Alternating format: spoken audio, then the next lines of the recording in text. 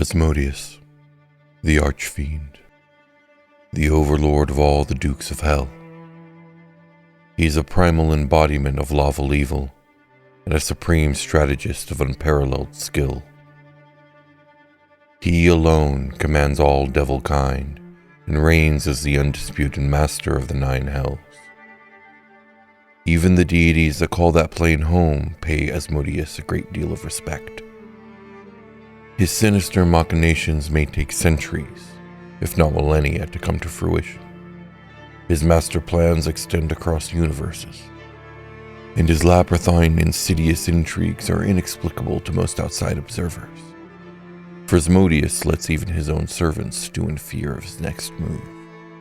With all the planes as his board, the Lord of Lies maneuvers the forces of evil like chess pieces in his grand designs, slowly and subtly manipulating everyone from deities to, when needed, lowly mortals.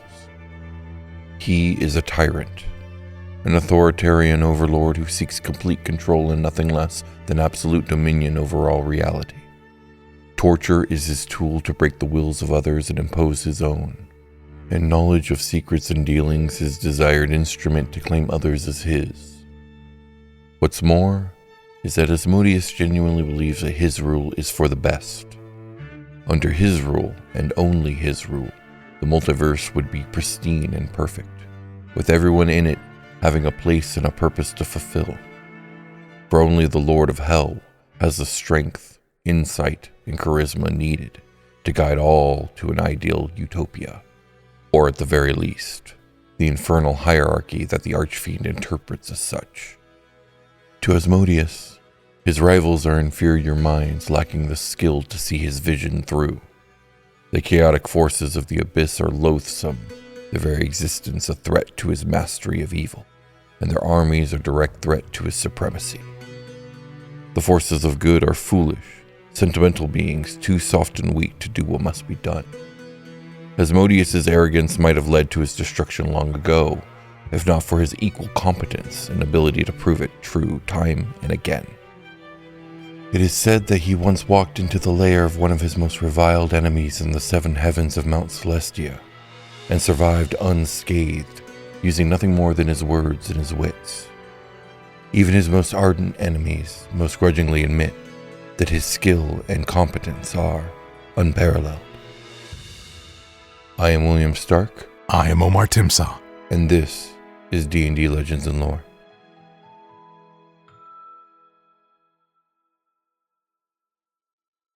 Hey everyone. Before we get into today's episode, we just wanted to thank you. All of you. Whether you're liking, commenting, and subscribed, engaging with the community over on Discord, casually lurking, supporting us more directly through Patreon and YouTube memberships, or by checking out our affiliates and sponsors. We appreciate the support in all its many forms from the bottom of our hearts. We couldn't do this without you. Asmodeus stood on a high cliff observing the open wastes of Avernus. He was, of course, undetected, for even this farthest realm of the nine hells from his seat of power was his, and bent to his will. A wandering devil scout who happened to look in his direction would see naught but dust and wind. Below he surveyed a great host, a gathering of dead legions that had hitherto not been equaled in all the millennials of his rule. Zariel had been busy. Her new alliance with Beelzebul, Moloch, and Belial had afforded her much in the way of resources, and now the largest raised and ready armed force in the history of the Hells had been assembled. By her reports, it was, of course, in preparation for a massive abyssal incursion. But the Lord of the Ninth knew there was no incursion coming. No, this devil force was raised and trained for one thing: infernal warfare. His greatest rivals were finally making their moves. This was the culmination of thousands of years of politicking and backstabbing and maneuvering by the Dukes of Hell. Two factions had been rising in the shadows. One was led by Beelzebul, Lord of the seventh layer of Hell, known as the Lord of the Flies because his webs of intrigue were so tightly woven that not even flies could escape. Beside him stood Moloch, Belial, and Zariel, lords of the 6th, 4th, and 1st layers of hell respectively. The other was led by the Old Guard, devils who had been with Asmodeus longest, and who now, in response to the First Alliance, had formed their own treacherous force of insurrection. This second faction was led by his greatest rival, the only other devil to have an intellect and force of will to be spoken of in the same breath as his own, Mephistopheles, Lord of the 8th, Lord of Hellfire. And with him stood Dis, Mammon, and Geryon, the remaining archdukes. Asmodeus watched as the portals to Dis opened up below. Zariel's forces poured through to strike at the Iron City itself. Surely, Belial and Moloch were leading their forces into Stygia at this very moment to a shocked and infuriated Geryon. This was to be a civil war for the ages, and the prize was command of 8 layers of hell and the legions therein, and from there, his own throne. Asmodeus smiled to himself. He could not stop this reckoning from coming even if he wanted to, but this would not be the first time his power and brilliance had been challenged. No, far from the first time. In the beginning, chaos was all that existed. Out of it came demons, the living manifestations of chaos. Time had not yet been invented, so the demons fought each other continuously in a vortex of disorder over an immeasurable period. A state of raw chaos was intolerable to the universe, so another force arose to combat it, the power of law. From this principle of abstract order, a number of beings coalesced to combat the demons. These new deities of law suited themselves in gleaming armor made of pure stability and took up weapons forged of ideal thought. Then they waded into battle against the demons. After the battle had raged for uncounted eons, the deities of law began to suspect that the supply of demons was infinite. Weary of battle, they wished to move on to their other projects, such as the creation of worlds and intelligent beings. So they made beautiful winged warriors to serve them and wield their divine magic, both in the endless war against the demons and in the worlds yet to be created. These beings, glorious in their diversity, were called angels. The bravest, toughest, fiercest, and most beautiful of the angels was Asmodeus. He slew more demons than any other of his kind, more even than any deity. But as the eons wore on, Asmodeus and the members of his magnificent and terrible company began to take on some of their enemies' traits so as to fight them more effectively. Gradually, their beauty turned to ugliness, and the deities and other angels began to fear them. Eventually, the inhabitants of the celestial realms petitioned the great gods to banish Asmodeus and the most fearsome of his avenging angels. So Asmodeus was put on trial before Heronius, the god of valor. The darkest of angels responded readily to the charges, reading from the great tablets of law that he had helped carve. The first duty of law is to destroy chaos.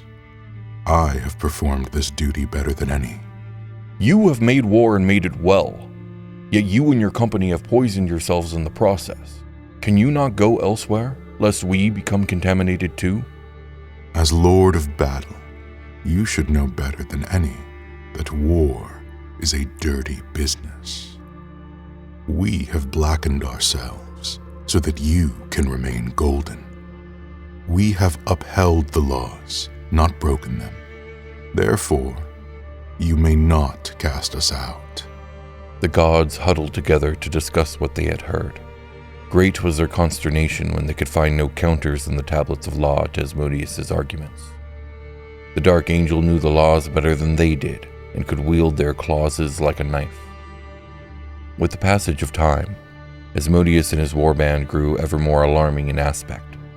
Fangs jutted from their mouths, their tongues grew forked, and they wreathed their bodies in mantles of fire. The deities built new citadels to escape them, but Asmodeus and his followers penetrated these as well. They sued the gods under their own laws, demanding full access to all the privileges accorded champions of order.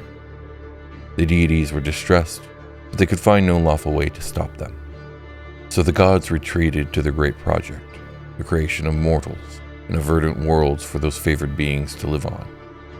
But when demons invaded these worlds, the war bands of Asmodeus were called upon to stop them. Although the voracious hosts of demons were no easier to vanquish on the new worlds of the material plane than they had been on the battlegrounds of the outer planes, Asmodeus and his dark angels generally succeeded in driving them back. Together, the gods and angels created barriers on the material plane to keep the demons at bay. They erected walls, threw up ranges of mountains, covered portions of their worlds in icy wastes, and buried the entrances the demons had used under vast oceans. Thus were the newly created worlds, like Asmodeus and his lot, scarred and made ugly for the greater benefit of law. But the deities of order made a horrifying discovery. The mortals they had created, their pride and joy, immediately set to work tearing down these barriers. They scaled walls, climbed mountains, traversed glaciers to let the demons back in. Upon returning to the material plane, the demons ran riot, destroying one earthly paradise after another. The deities were angry, but also confused. Yolanda, the creator of halflings, cried out, "Why did my sweet halflings do this to me?" Moradin thundered, I invented mountains and set my clever dwarves as their protectors. Why did they tunnel under them and into the demon crypts? The gods wailed and lamented until Asmodeus came to them with the answer. Your mortals are taking these actions because you gave them minds of their own. They are curious creatures, these mortals, and the demons have promised them freedom. Soon, they will learn that the liberty dangled before them is that of absolute anarchy, and that in a demon realm, they are free only to be destroyed. But by then it will be too late for them. You might create more worlds and more mortals to populate them, but I promise you, the same folly will recur eternally.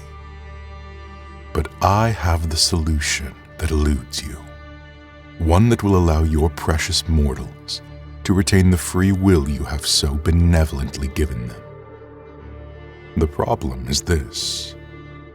Your law is one of voluntary obedience. You command the mortals to abjure chaos. But what happens when they disobey you? Indeed, they should obey you, but they do not, because there can be no law without punishment.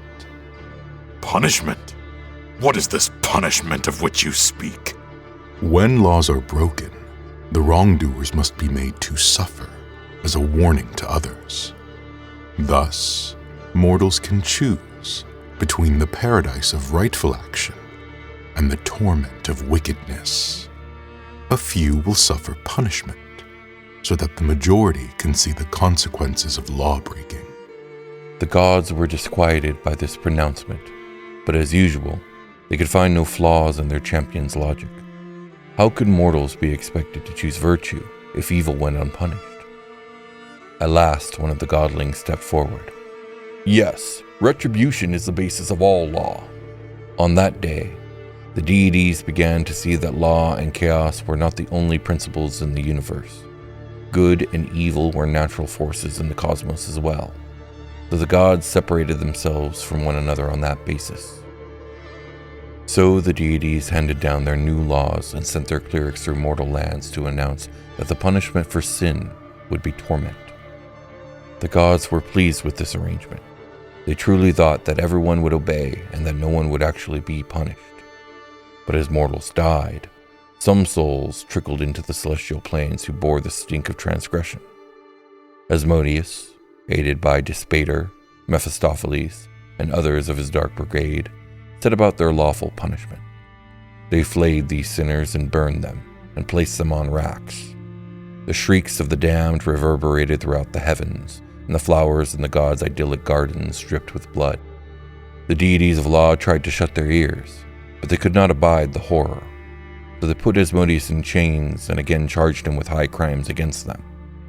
I have merely done what I said I would, under the laws you drafted. But I have a proposal for you. You wish to see the law upheld, but you do not care to witness its rancor consequences. So to preserve your delicate sensibilities, my followers and I will take our project elsewhere. We will build a perfect hell for you. You will gain from its existence, but need never lay eyes upon it. We shall put it there. And he pointed to an empty land which is now called Beator. Yes, yes, you must move your hell there forthwith. Nothing would please me more. But first, we must make a pact. A pact? Indeed. It is to your benefit to ensure that we, who labor for you in a place you will not venture, continue to carry out your will. This agreement specifies the fate of damned souls. In exchange, it allows us to draw magic from these souls, so we can fuel our spells and maintain our powers. I'm not sure I like the sound of that. Your concerns are entirely understandable, O Maker of Dwarves. But since we will be separated from you, we will not be able to draw our powers from you, as we always have.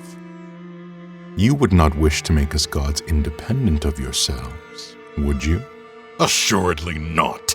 So instead, take this lesser measure and simply sign this pact. Thus the law deities signed the agreement that determined the boundaries of hell and the rules for the transmission of wicked souls. Today, mortals know this document as the Pact Primeval. Once it was signed, Asmodeus, Mephistopheles, and Despater decamped to Beator, which was then a bleak and featureless plain. With them went a host of other dark angels that called themselves the Aranes. Mephistopheles moaned, "What have you gotten us into? This place has nothing." Just wait. Then he explained his plan. The deities of virtuous law reveled in their newly purified celestial domains, now free of the cruel angel's degradation for the first time. It was not for many years, in mortal terms, that they discovered an alarming drop in the number of souls being transmitted to their various heavens. Upon conferring with their clergy, they realized that devils were corrupting mortals and ensuring their damnation by turning them toward evil. The deities formed a delegation, which set off immediately for Beator. To their surprise, the once featureless plain had been transformed into 9 tiers of monstrous horror and torment. Within its confines, they found countless souls writhing in pain.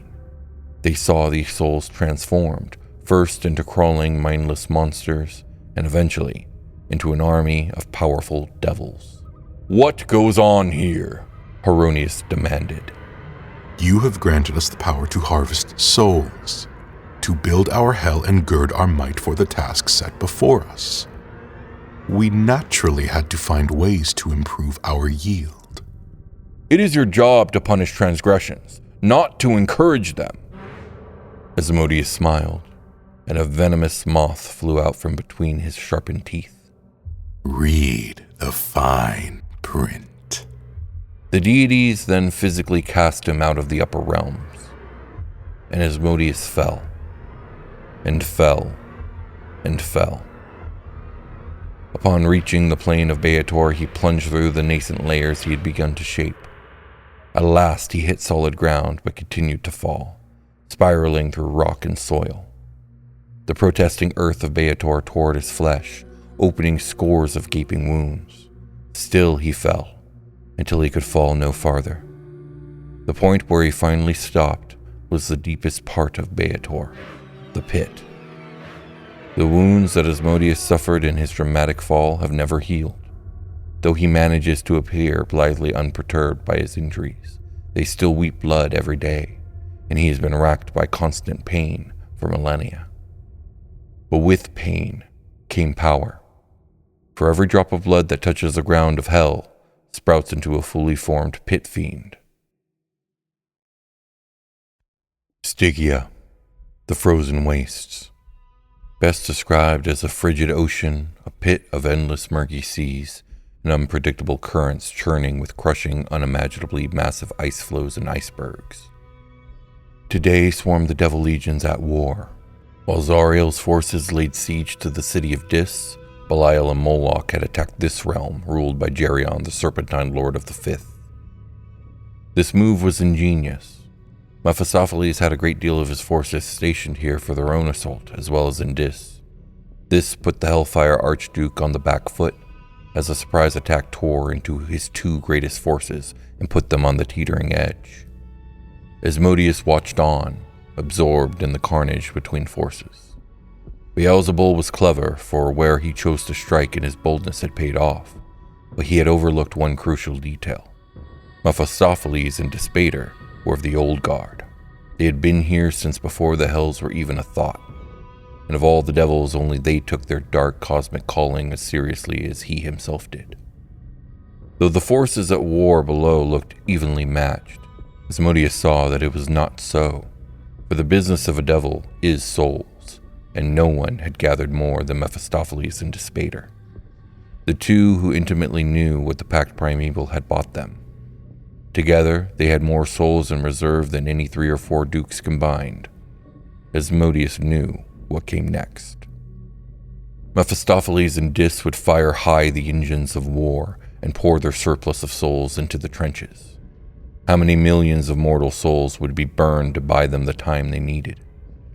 But when that time came, the tide would turn. Mammon stood at the ready, gathering all the forces he could muster to come to Despater's aid, and Mephistopheles' counterstroke was building in Cania.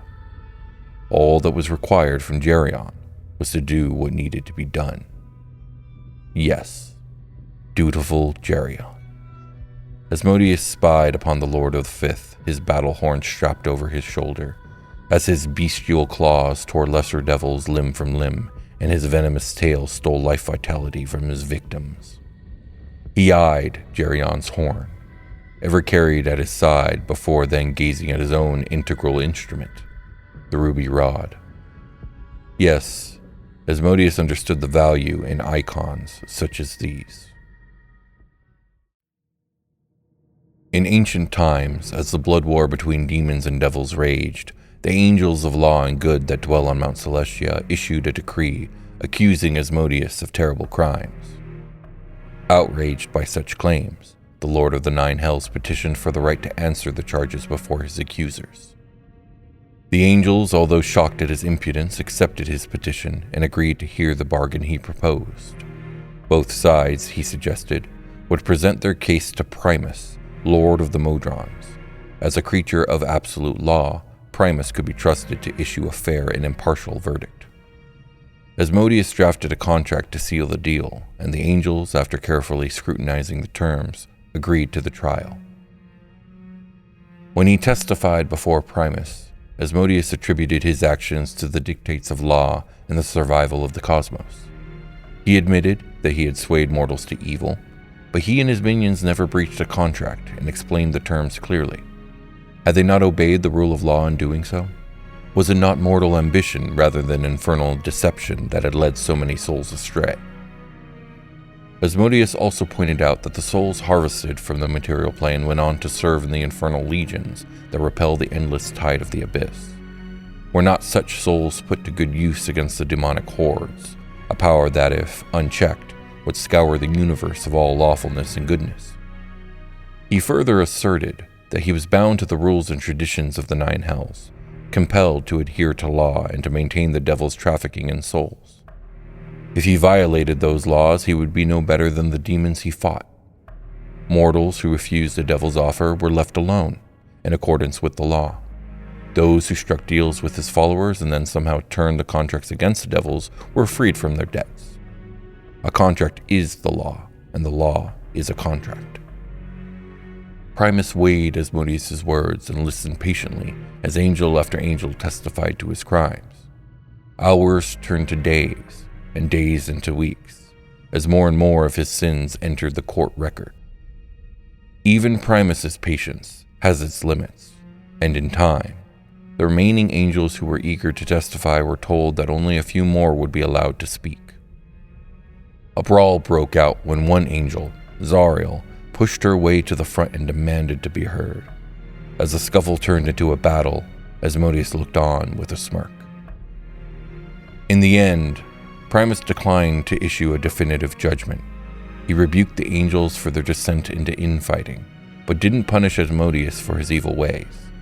He did, however, order Asmodeus to forever carry a mighty artifact, the Ruby Rod, that would guarantee his adherence to law. The artifact, which has remained at Asmodeus' side ever since, grants him and his underlings the right to enter into contracts with mortals for their souls, but unleashes an inescapable punishment upon any devil that breaches such a contract.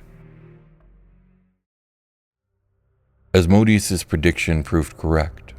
After untold millions of souls newly converted from larvae into lemurs were blood sacrificed on the altar of withstanding, Mephistopheles struck. His ice devil legions were among the most elite in all of the hells, their individual might and tactical prowess only outdone by pit fiends and the dukes themselves. On cue, Mammon took his mercenary forces purchased with gold from the King of Greed's near endless coffers into Dis, where they forced Zariel and her forces to retreat back to Avernus for a time. And now the battle had converged here, Maladomini, Beelzebul's seat of power. Under a sky the shade of blue-black blood, among sludge-ridden streams and toxic air, the forces of 8 archdukes vied for rulership of all Beator. But who would prevail? Mephistopheles' forces were greater in strength and number, but the father of flies' machinations knew no bounds, and he undercut and hindered Mephistopheles at every turn. Meanwhile, Belial and Morlock were at odds with Despater and Mammon, each marshalling countless pit fiends and their lesser devils against the other. And what of Zariel? Geryon was a force of wrath on the battlefield and no doubt devoted to his cause. But doubtless Zariel was a better tactician, combatant, and commander than the Serpentine Lord. Was this to be the deciding factor? Asmodeus smiled. No. Zariel's greatest weakness was always the fact that she was so aware of her own capabilities.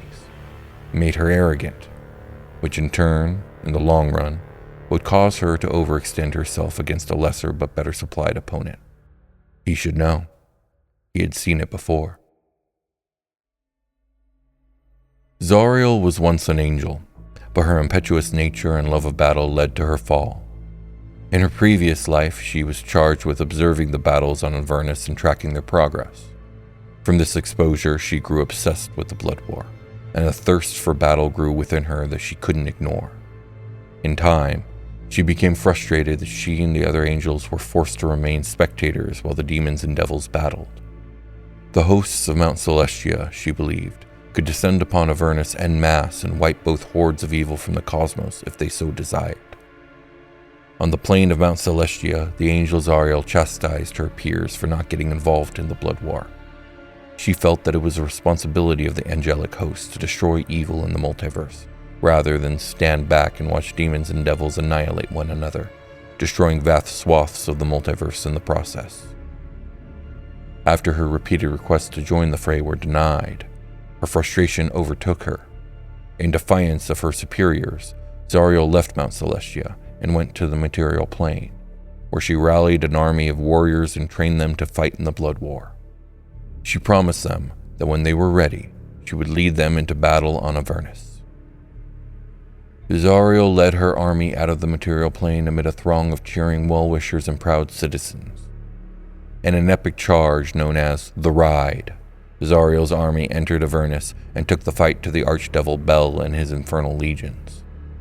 Many of Zariel's warriors fought bravely, but for others, the horrors of the Nine Hells proved too great. They fled back through the portal, sealing it behind them, and never revealing their shameful retreat and betrayal.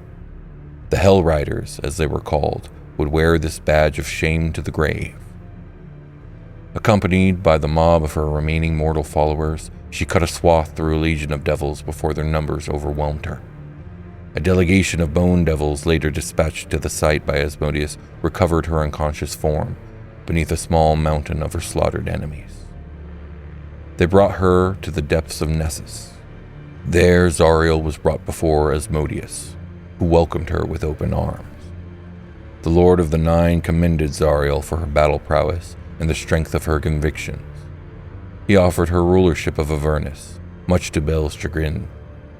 By swearing fealty to Asmodeus and the Nine Hells, Zariel could bring her rage to bear against the demons and continue to fight in the blood war, with legions of devils under her command. Zariel accepted Asmodeus' terms, completing her fall from grace. The stalemate held for weeks, for months. Then, on a fateful day, the armies of Mephistopheles, Despater, Mammon, and Geryon, as well as Beelzebul, Moloch, Belial, and Zariel, all shared the same field of battle. As the pit fiends whipped the troops into a battle frenzy, the leaders knew this was the deciding battle, each in turn thinking of how they would depose of Asmodeus, and there would be crowned a new king of hell. Asmodeus gazed from his unseen perch as the war that would come to be called the Reckoning crescendoed. It was time. He unveiled himself, though he remained unnoticed by the other archdukes. He let loose a whisper meant for the ears of his agent. Unbeknownst to the other lords, Geryon had remained loyal to Asmodeus the entire time. Geryon, with the help of the Dark Lord of Nessus, had infiltrated the ranks of both armies. Dutiful Geryon heard his master's call and did what need be done. As the two mammoth forces were about to clash, Geryon blew his mighty horn. On his signal, the pit fiend generals of all the armies turned on their masters, showing their ultimate loyalty to Asmodeus, for most of them had been born directly of his blood. How could they be loyal to any other? What's more, Asmodeus, with a wave of his hand, opened portals from his seat of power, the 9th layer of Nessus, where his smaller but much more potent forces poured onto the field and surrounded his rivals' forces. In a matter of minutes, all the warring lords were overthrown by their own troops. Asmodeus was the undisputed victor of the day. Asmodeus had emerged unscathed from the conflict, and as a result of their crushing defeat, many of the archdevil conspirators were punished in different ways. The Lord of the Nine proved yet again that he was impossible to second-guess when he reinstated most of the rebel lords nearly immediately. Those who had expected advancement over the heads of the fallen lords were disappointed, but the Dark Lord had his reason for keeping all the lords in power. To his mind, he had taught them a lesson they would not forget, and he'd rather have enemies he understood and knew thoroughly than those he did not. All of the rebellious lords were given their domains back, with the exception of Moloch, who had, in an attempt to prove his passion and bravery to the Dark Lord, remained obstinate in defeat, and Zariel, who was to be replaced by those more loyal than she. In a completely bewildering move, Geryon, the only lord who had remained loyal, was deposed and replaced by Prince Levistus. Asmodeus did, however, reward the pit fiend generals who had shown their loyalty to him. To show them favor and take substantial power away from the lords, Asmodeus created the Dark Eight and gave them command over the devil armies of the Blood War to Zariel's chagrin. The Dark Eight, as they came to be named, were completely loyal to Asmodeus, and would remain in power in place of an archduke proper until Asmodeus saw fit to remove them. The hierarchy of hell was changed forever after this day. Asmodeus bound the archdukes to his will. No longer would the archdukes be allowed to blatantly prosecute their internecine warfare, allowing demons to rack up victories in the hells due to their infighting. The blood war was to be taken more seriously. There was a cosmos to conquer, after all. Furthermore, Asmodeus had shown that he could take on virtually all the archdevils in hell and arise triumphant when the smoke clears.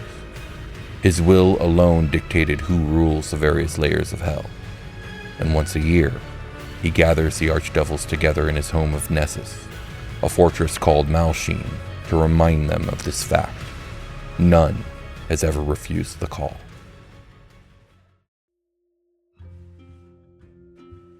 This has been D&D Legends and Lore. Thank you for watching and listening. If you enjoyed this episode, please remember to like, comment, and subscribe. And please consider leaving us an Apple Podcast review, as it helps tremendously with discoverability. If you're interested in supporting us and helping us keep the lights on here at D&D Legends of Lore, please also consider checking out our Patreon or becoming a YouTube member. And with that being said, thank you again for watching, and happy adventuring.